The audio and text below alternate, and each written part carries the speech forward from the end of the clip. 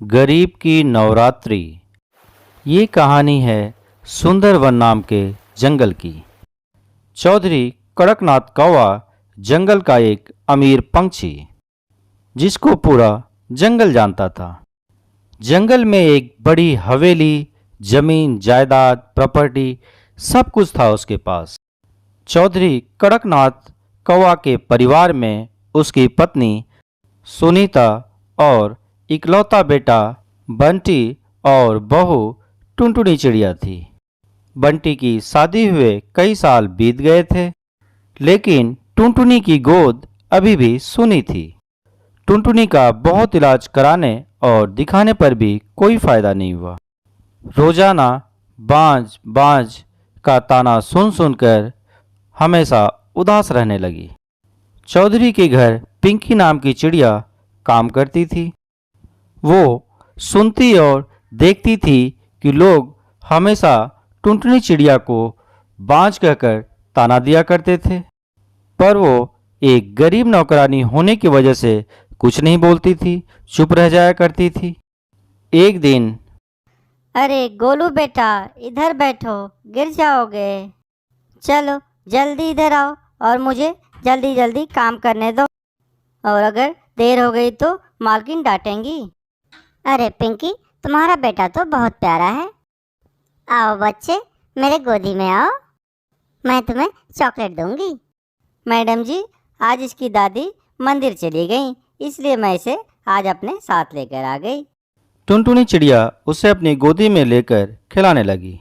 शायद उसकी ममता जाग उठी, इसलिए वो सारा प्यार उस बच्चे पर लुटाने लगी। तभी, अरे ओ टुनटुनी बहू, ये क्या हो रहा है?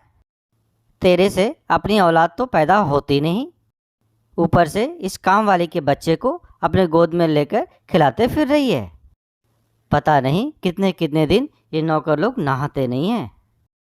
छी छी छी छी छी, अब रसोई में नहा धोकर ही जाना, बिना नहाए धोए मत चली जाना। पिंकी चुपचाप अपने बच्चे को लेकर वहां से चली गई। टुनटुनी चिड़िया फिर से उदास हो गई। सास के ताने उसके कानों में गूंज रहे थे। तेरे से अपने औलाद तो पैदा होती नहीं, ऊपर से इस काम वाली के बच्चे को गोद में लेकर खिलाते फिर रही है। धीरे धीरे दिन बीतने लगे। एक दिन, पिंकी, तुम्हारा बेटा गोलू कैसा है? अब तुम उसको अपने साथ नहीं लाती? नहीं नहीं मैडम जी, ऐसी कोई बात नहीं है। मैडम जी, मालकिन जी ने गोलू को साथ में काम पर लाने से मना कर दिया है। वो बोलती हैं कि गोलू साथ में होगा तो मैं काम ठीक से नहीं करूँगी। अच्छा, तुम एक काम कर, ये मेरी तरफ से गोलू को दे देना। नहीं नहीं मैडम जी, इतने महंगे खिलौने से हम गरीबों का बच्चा कैसे खेलेगा? पिंकी पिंकी, मुझे लगता है तुम्हें ये खिलौना एक मुझ जैसे बाज के हाथ से लेने में ऐतराज हो रहा है। कहीं तुम्हें भी तो ऐसा नहीं लग रहा है कि मैंने इसमें कहीं टोना टोटका वगैरह कर दिया हो? नहीं नहीं मैडम जी, ऐसी कोई बात नहीं है। मुझ जैसे गरीब औरत के बच्चे के लिए इतने महंगे खिलौने दिए हैं, ये मेरे लिए बड़े सौभाग्य की बात है मैडम जी। आप अपने आप को बांझ मत कहो, इसमें आपका कोई दोष नहीं। पिंकी खुशी खुशी खिलौने लेकर अपने घर गई। उसने अपने सास और पति को सारी बातें बताई। पिंकी की सास बोली, बेचारी टुनटुनु बहू, भगवान उसकी सोनी गोद भर दे तो वो दुनिया के तानों से बच जाए। वो हम जैसे गरीबों के लिए इतना सोचती है। हे पिंकी, तुम कम मतलब रखा करो चौधरी की बहू से। बस काम खत्म करके सीधे घर आया करो।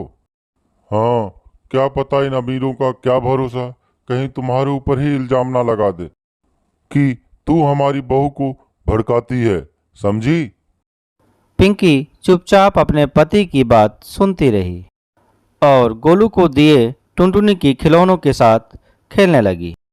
अगले दिन जब पिंकी काम पर गई तब टुनटुनी अपने पति का नाश्ता उसके कमरे में ले जा रही थी।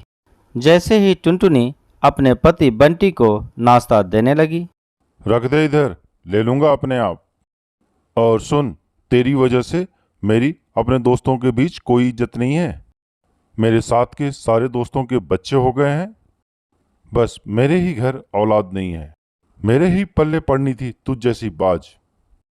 सारा मूड खराब हो जाता है सुबह सुबह तेरी शक्ल देखकर। चल जा यहां से, मेरे सामने से। टुनटुनी रोते हुए कमरे से बाहर गई। तभी पिंकी वहां आ गई। टुनटुनी पिंकी को देखकर मुंह नीचे करके चुपचाप आगे चली गई। पिंकी ने उस वक्त टुनटुनी के पास जाना उचित नहीं समझा। इसी तरह वो रोजाना टुनटुनी को प्रताड़ित होते देखती।